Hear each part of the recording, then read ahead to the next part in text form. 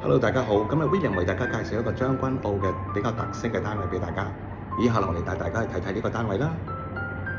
呢個單位一入門口咧，首先就嚟到我哋個廚房。呢個廚房非常之大嘅，跟住啦，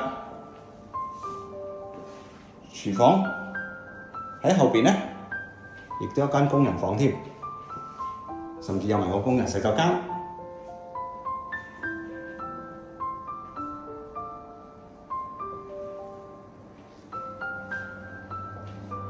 好，而家我哋翻出去睇一個客飯廳啦，大家可以望一望啦。而家我哋嘅客飯廳非常之闊落，空間感十足，亦都好分明。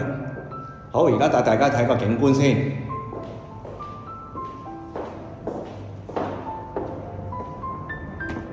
哇，大家睇下啦，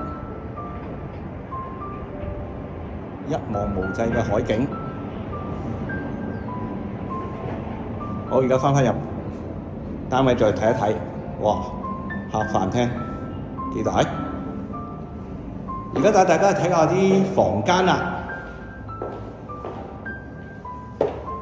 首先啦，帶大家睇睇呢個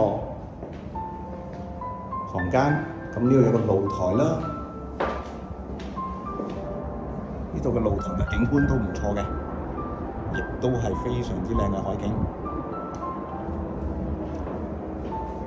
跟住翻入嚟間房，而呢個單位嘅房間，呢一個房間其實係一個套房嚟嘅。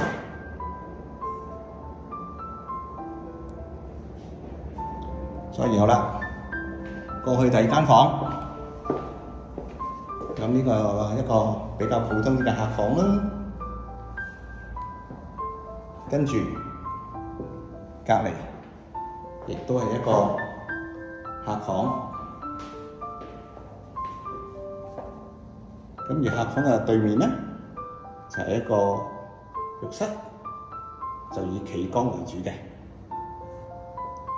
好，最後進入呢個主人套房啦。首先望一望啦，主人套房。好，睇下個浴室先。哇！個浴室大家睇下，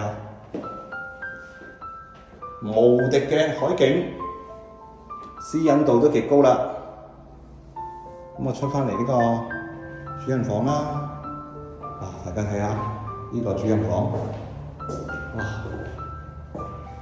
私隱度又夠高，無敵嘅海景。